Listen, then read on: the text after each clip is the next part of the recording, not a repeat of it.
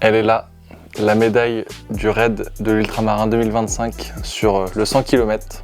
Très sympa, avec le t-shirt qui va avec. L'idée, c'est de vous faire un retour sur mon expérience que j'ai vécue comme course, qui appartient entre guillemets qu'à moi.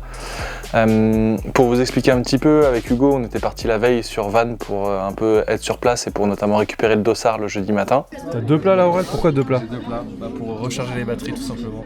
Voilà. Le jeudi matin, on allait récupérer le dossard au village sur le port de Vannes, histoire de voir l'Arche, de lui donner rendez-vous plus tard. T'es comment, Aurel? Ça va, plutôt bien dormi, donc on va chercher le dossard là.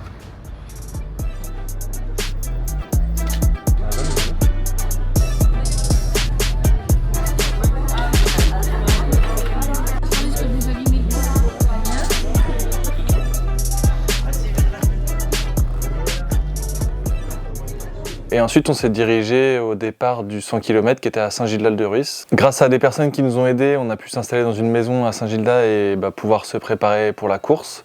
Donc la préparation, c'était l'habillement déjà, tout ce qui était nutrition, préparer mon sac avec lequel j'allais partir, mais aussi les ravitaillements, parce que sur la course, il y avait 2 ravitaillements avec assistance. J'y reviendrai un peu plus tard sur le terme de l'assistance. Donc voilà, on s'est préparé tranquillement, à savoir que le départ, c'était à midi.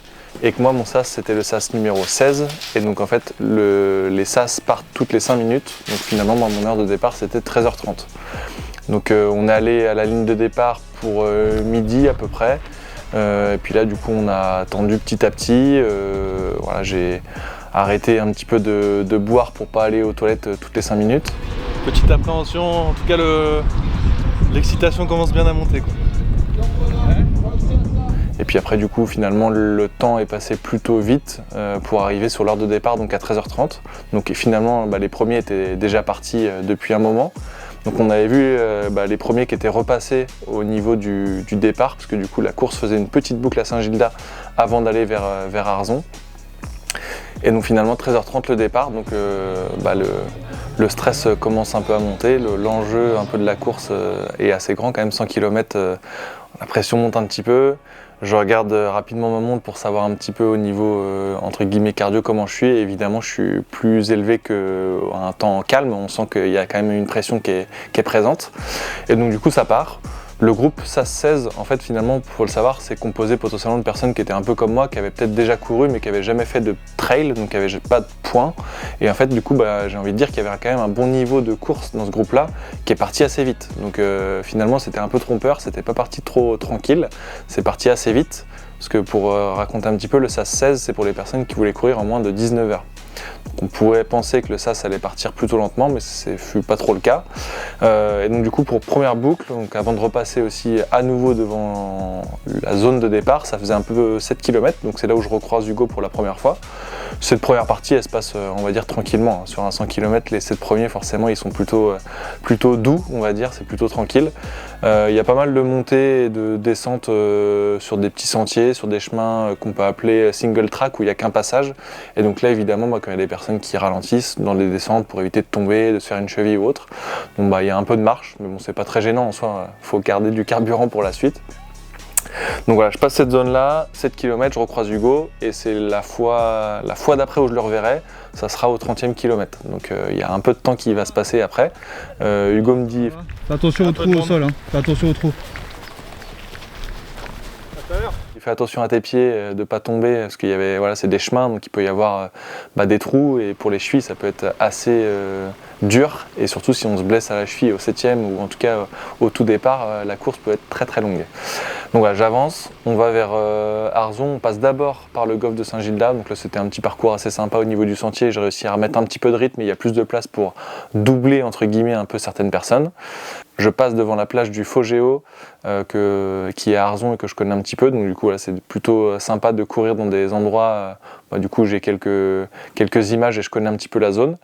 Et puis après, du coup, finalement, c'est Port du Crouesty et ensuite direction Port-Navalo. Du coup, j'arrive au ravitaillement de Port-Navalo. Il y a vraiment beaucoup de monde, parce que évidemment on est le dernier sas, donc tout le monde est presque devant, j'ai envie de dire. Il y a la queue en fait pour aller sur les bateaux, donc il y avait des bateaux qu'on peut appeler semi-rigides, des Zodiac, et puis une navette avec là beaucoup plus de personnes qui pouvaient monter dessus. Et donc moi je commence à attendre dans une file d'attente pour monter sur un bateau. Ça a duré 35-40 minutes, je crois, d'attendre avant de monter sur un bateau. Et ensuite, la traversée, c'était une quinzaine de minutes.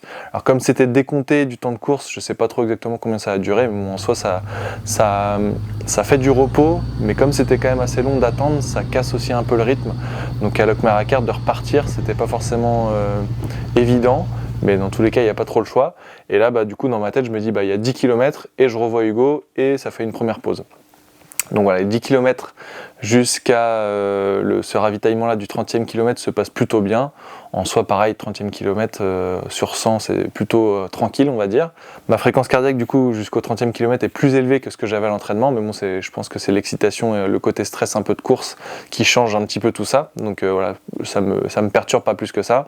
J'avance au 30e et là, on arrive du coup au premier ravitaillement avec assistance et je découvre la nouvelle organisation de l'ultramarin pour l'assistance qui est vraiment très compliquée. Avec en fait, ils ont mis des bancs qui séparent les assistances des coureurs et voilà, en vrai c'est pas très logique je trouve.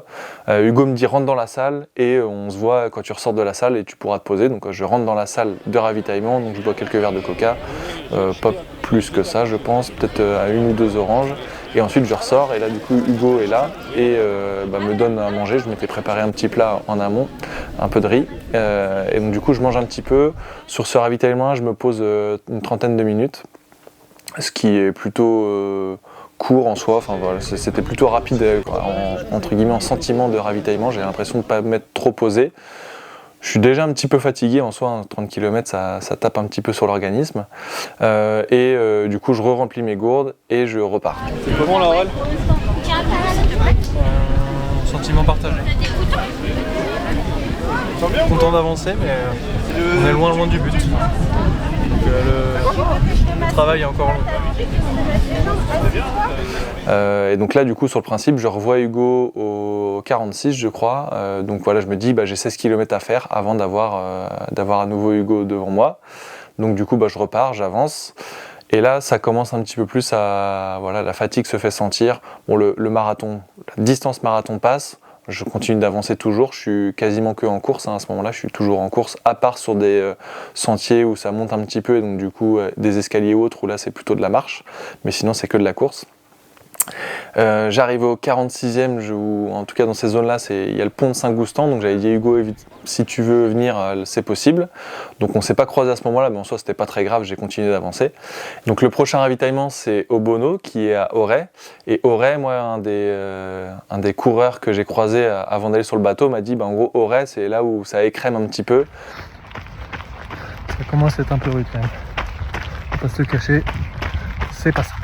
Certains coureurs se mettent à marcher, le rythme baisse assez fortement là parce qu'il y a pas mal de zones où finalement ça monte et ça descend de manière assez répétée quoi. Donc c'est plutôt une zone qui est assez complexe.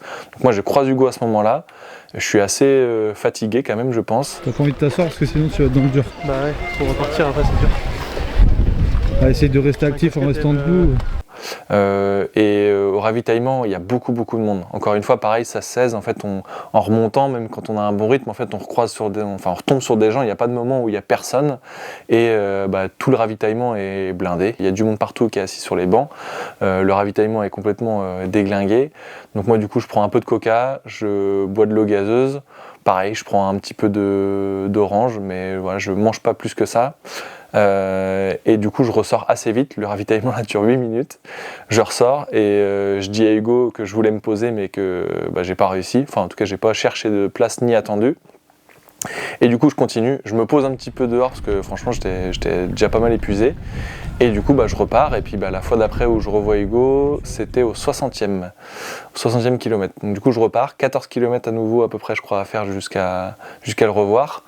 Donc là le rythme a vachement baissé de mon côté, pas mal de marches notamment du coup dans des longues montées. À Auray il y a des longues routes qui étaient assez pentues, donc c'est pas non plus de la montagne mais bon ça casse un peu les pattes et quand on retombe sur des coureurs et coureuses, quasiment tout le monde est en train de marcher sur ces zones-là. Pour des personnes qui sont dans nos sas en tout cas. Je recroise Hugo en haut d'une montée en arrivant sur un petit village qui s'appelle Mériadec. C'est vraiment une lutte mentale quand t'es que dans la découverte comme je le suis avec un premier, c'est... Oui mais t'as aucun point de repère. Le cerveau il paraît finir. Et le corps après parle chinois. Il parle chinois parce que quoi? Le corps parce que c'est que de la découverte. Et le cerveau parce qu'il sait pas gérer cette découverte.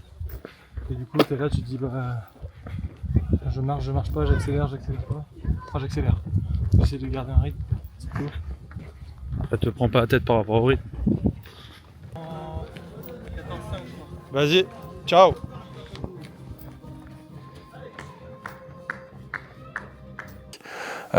Et puis du coup, je lui donne rendez-vous 10 km plus loin à Port-Blanc pour le ravitaillement avec assistance, le deuxième, qui est au 70e kilomètre. Donc la nuit commence un petit peu à arriver. Je ne sais plus quelle heure il est exactement, mais bon, en tout cas, la nuit commence bien à arriver. Et moi, dans ma tête, les kilomètres 60 à 70, ça a été très très compliqué. La pensée de l'abandon n'a fait que croître et surtout, musculairement parlant, j'ai eu beaucoup de crampes, en tout cas beaucoup de départs de crampes au niveau des jambes, au niveau des mollets, au niveau des cuisses. Franchement, c'était partout, même un peu en dessous des pieds aussi. J'avais pas une zone spécifique, c'était vraiment partout. Là, on est presque au ravito du 70e kilomètre. Et honnêtement, j'en peux plus. J'ai que des pensées d'abandon dans ma tête. En me disant que l'objectif était trop élevé pour une personne qui fait des courses à pied depuis 1 an et demi, 2 ans. Vraiment. Même si j'ai fait du sport avant. Et le fait d'avoir peu de dossard et un peu la course au dossard, je me suis précipité en me disant pourquoi pas. Mais voilà, là aujourd'hui, je réfléchis un peu. Donc je sais pas trop comment je vais aborder ce ravito. Ça va être mental, assez mental déjà. Pour expliquer un peu ce que j'ai, parce que quand je parle d'abandon, c'est pas... Évidemment, il y a le côté mental, l'épreuve sportive qui est énorme, mais il y a aussi les douleurs musculaires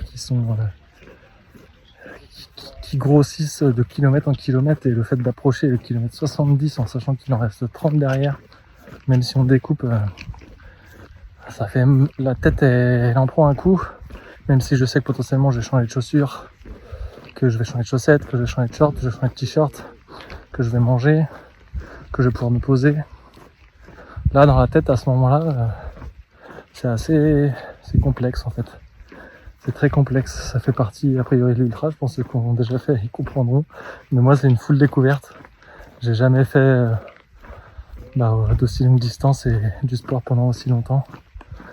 Même du coup, je pensais qu'au niveau cardio, ça allait aller. Mais en fait, ma montre, depuis le départ, elle est sur des fréquences cardiaques assez élevées. Donc, à voir. Point au ravito. Donc du coup, j'avançais. Tant que je pouvais marcher et courir un petit peu, je me disais que j'avançais. Mais plus je me rapprochais du 70, plus je me disais je vais m'arrêter là parce que c'est impossible dans ma tête de faire les 30 derniers. C'était impossible. Donc j'arrive à Port-Blanc, il fait nuit. Je sais pas si on pourra mettre l'image, mais j'arrive dans un état un petit peu... la course filmée à des points de passage, et donc du coup j'arrive un peu comme un zombie, on va dire. Tout est relatif, mais assez fatigué quand même.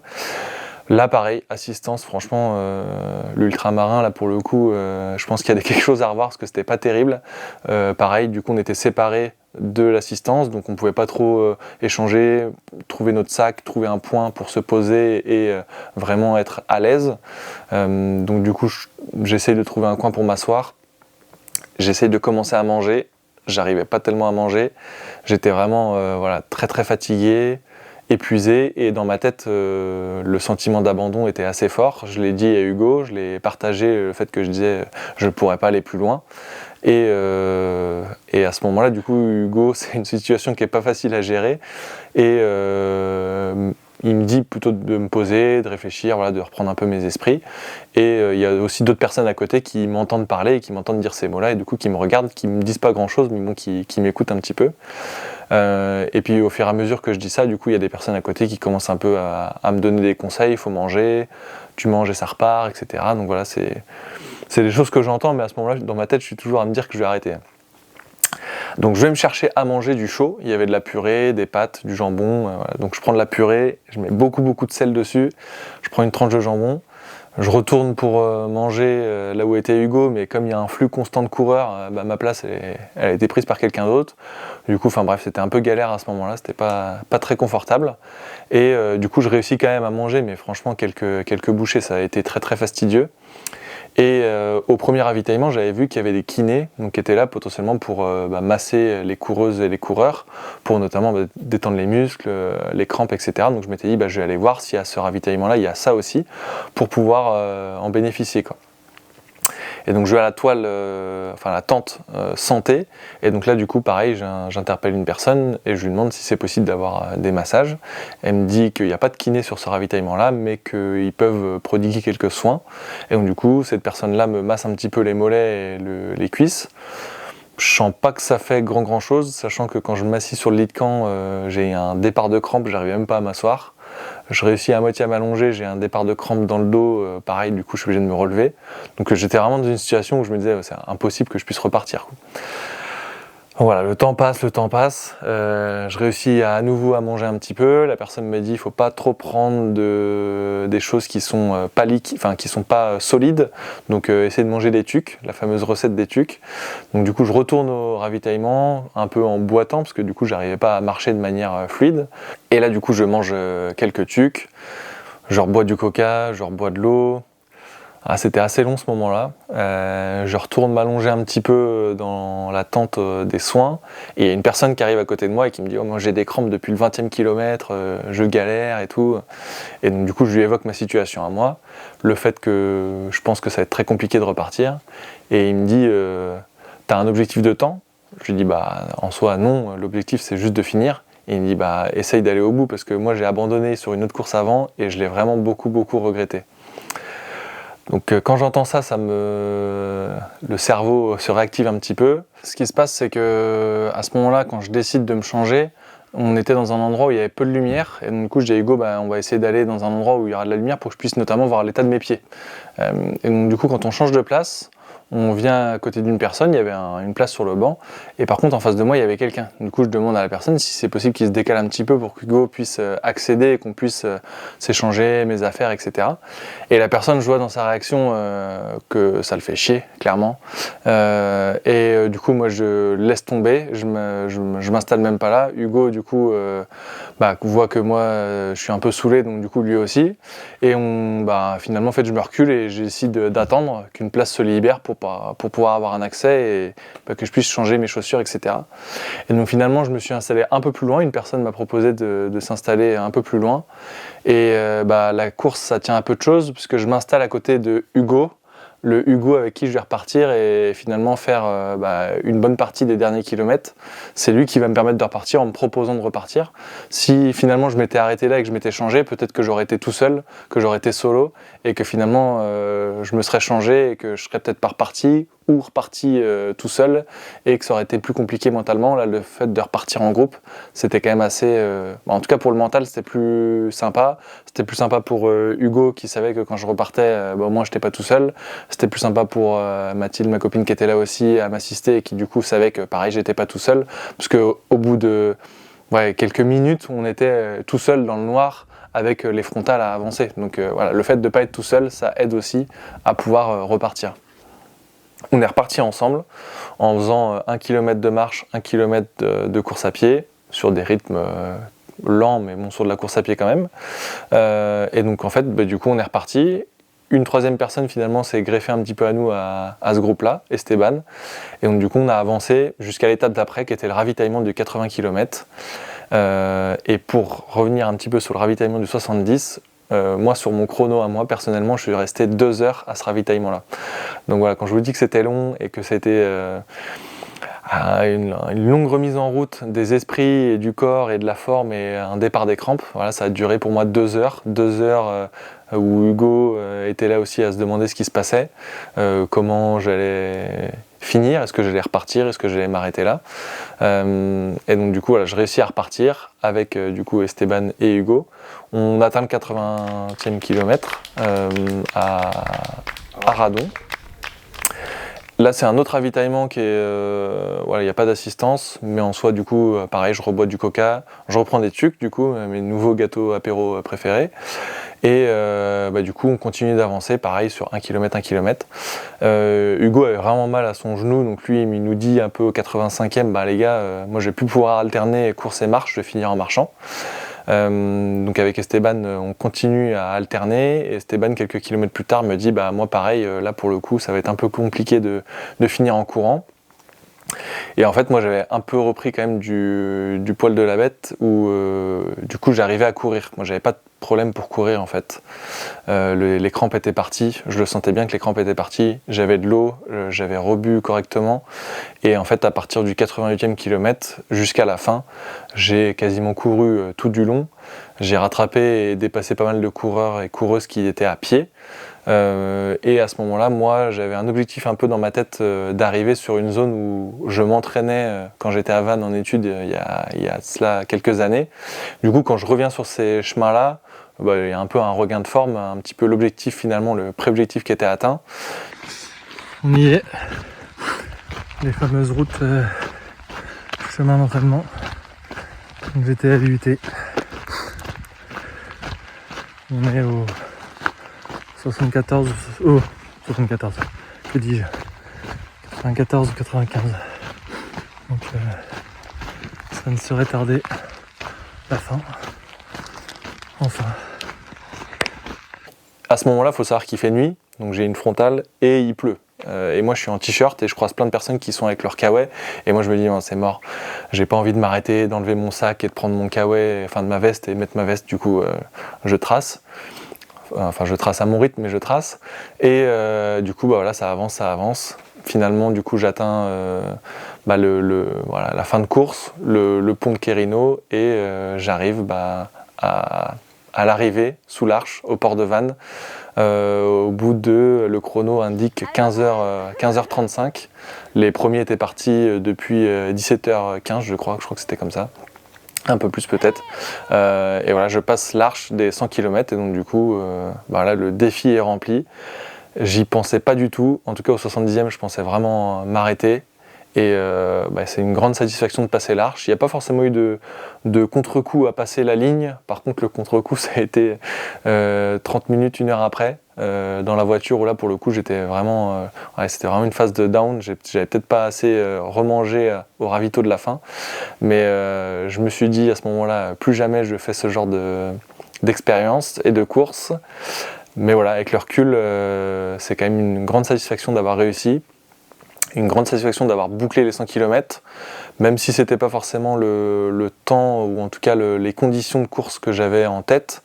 En fait c'est beaucoup d'apprentissage, beaucoup de travail mental, aussi de voir que finalement courir à plusieurs, à un moment donné, si j'avais pas croisé la route d'Hugo Esteban, peut-être que je me serais arrêté tout seul.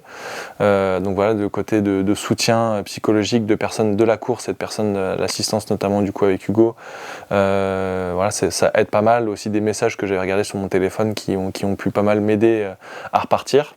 Donc voilà, une grande découverte que de faire ce défi un peu fou, comme je l'avais dit au tout départ, ce défi très fou de faire 100 km et de courir 100 km à l'ultramarin. C'est vraiment, on se dit on court dans des conditions exceptionnelles, dans un endroit qui est exceptionnel, qui est très joli, mais on est concentré à autre chose. En tout cas moi c'était mon cas, j'étais concentré plutôt à pas me faire de cheville, à pas taper dans la personne qui est devant moi ou à gêner la personne qui est derrière moi.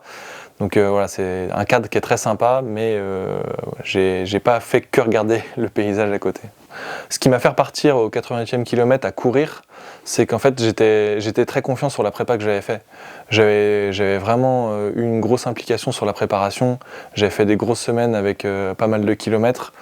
Et j'étais conscient de ça. Je pense que les crampes ont stoppé un petit peu, on fait du mal au mental et au corps, mais une fois qu'elles étaient reparties, mon corps en soi s'était entraîné à courir sur des longues distances, à courir sur des choses qui étaient assez denses en termes de kilométrage. Et donc du coup j'ai pu repartir. Donc je pense qu'au niveau de la préparation, si je devais refaire, ça serait potentiellement de rajouter un petit peu de kilomètres pour être plus à l'aise sur des distances plus longues. Il y a quelque chose que j'ai pas assez fait, je pense, c'est le côté hydratation, où je me suis peut-être pas assez entraîné à être dans des situations à boire beaucoup. Je pense que le jour de la course, il a fait chaud. Moi je suis plutôt une personne qui a souvent chaud et qui sue pas mal, donc en fait du coup je dégage beaucoup d'eau, et si je compense pas en buvant de l'eau, finalement il y a beaucoup de pertes, et les crampes se sont fait bien sentir et m'ont fortement pénalisé. Après, pour les personnes qui souhaitent s'engager sur ce genre de course, j'ai croisé pas mal de personnes qui avaient des profils totalement différents, des personnes comme moi qui se sont beaucoup entraînées, des personnes qui sont moins entraînées, des personnes qui se sont lancées un peu un défi de réussir ce 100 km. Franchement, il y a de tout. Si vous voulez courir et prendre du plaisir, c'est quelque chose qui peut se faire sur la course. Il faut vraiment bien se préparer, et tant qu'on n'est pas blessé en soi, on peut continuer d'avancer. Tant qu'on continue de marcher, on continue d'avancer, et la satisfaction de passer l'arche est tellement énorme en soi que ça compense potentiellement toute la douleur qu'on a eue avant. Après, évidemment, il faut se préparer, c'est pas une course qui est à prendre à la légère. Mais voilà, en conseil, ce serait de se dire que si vous voulez vivre des moments un petit peu uniques et aller repousser vos limites, c'est vraiment un bon défi. Après, il y a d'autres courses, mais le 100 km est vraiment un gros défi. Je pense que j'ai fait une erreur mentale qui est de me dire qu'entre le 56-60 jusqu'au 70, que le 70e kilomètre allait être un peu ma ligne d'arrivée, que c'était déjà entre guillemets bien comme effort, et en plus du coup effectivement j'avais quand même les crampes, c'était pas du tout que du mental, même si le mental jouait beaucoup, et je voyais tellement pas d'issue à pouvoir repartir. Moi je pensais vraiment que mes crampes elles allaient pas rester, mais bon, quand on a des crampes et qu'en plus j'en avais vraiment beaucoup sur les deux jambes, genoux, cuisses, etc., devant, derrière, j'ai envie de dire, je voyais pas d'issue à part stopper en fait. Donc à ce moment-là, si je devais dire 95% de chances d'arrêter peut-être, hein. Franchement ça serait ça ce pourcentage, et me poser, manger, c'était presque obligatoire à ce moment-là, de toute façon dans tous les cas que j'arrête ou pas, j'allais manger.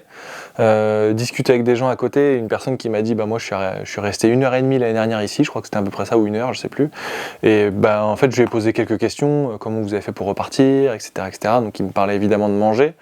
Et quand je vais dans la zone des soins et que la personne qui est à côté de moi me dit si t'as pas d'objectif, prends ton temps et repars, et moi j'ai abandonné une course et j'ai tellement regretté, il me dit va jusqu'au bout quoi.